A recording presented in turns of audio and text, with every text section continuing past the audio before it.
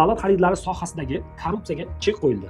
Prezidentning yangi qoidalari joriy qilindi. Islohotlar yo'lidagi eng katta to'siq va g'ov bu korrupsiyadir. Buni dunyo tajribasi ham to'liq tasdiqlayapti. Korrupsiya oqibatida jahon iqtisodiyoti yiliga 3 trillion dollar zarar ko'rayotgani bu global xavf ekanidan dalolat. Jahon yalpi ichki mahsulotining 4% bu degani. Korrupsiya shunday yovuz illatki, u xalqning davlatga, konstitutsiya va qonunlarga ishonchiga putur yetkazadi.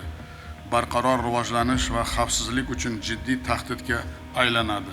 Yurtimizda korrupsiyani oldini olish va unga qarshi kurashish bo'yicha aniq tizim yaratdik. Assalomu alaykum. Bugun biz hammamiz qiziqtirgan mavzuni muhokama qilamiz.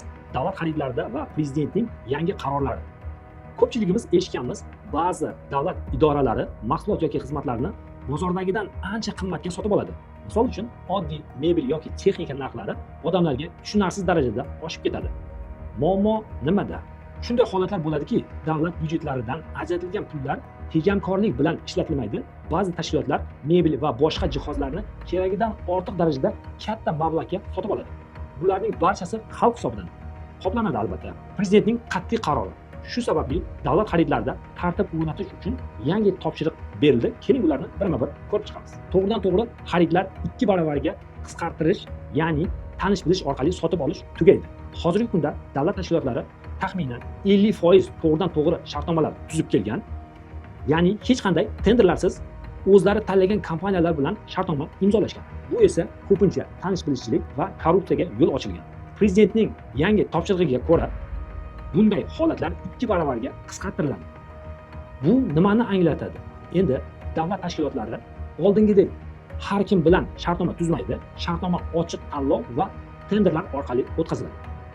Davlat buyurtmachilari oshkora e'lon qilinadi. Biznes egalari ularda bemalol ariza topshirishlari mumkin. Bu kimga foydali? Tadbirkor va biznes egalari uchun yangi imkoniyat ochiladi. Chunki davlat buyurtmalari endi ko'proq ochiq tenderlar orqali amalga oshiriladi va ularda ishtirok etish osonlashadi. Sun'iy intellekt asosida noqonuniy holatlarni aniqlovchi elektron tizim joriy qilinadi. Endi har bir xarid nazorat qilinadi. Maxsus ekspert komissiyasi tuziladi va bu komissiya barcha narxlarni bozor bahosiga mosligini tekshiradi. Davlat faqat bozor narxidan 20% dan qimmat bo'lmagan mahsulotlarni sotib olishi mumkin. Aks holda javobgarlik va jarimaga tortiladi. Xulosa shundaki, davlat mablag'lari samarali ishlatilishi kerak. Davlat xaridlarida ochiqlik va adolat bo'lishi shart. Takror aytaman. Biz ochiqlik siyosatni, so'z erkinligi g'oyalarini hayotga tatbiq etishda hamisha qat'iy bo'lamiz. Siz qanday fikrdasiz? Davlat xaridlari qanday bo'lishi kerak? Izohlarda fikrlaringizni qoldiring, kanalga obuna bo'ling va do'stlaringiz bilan ulashing.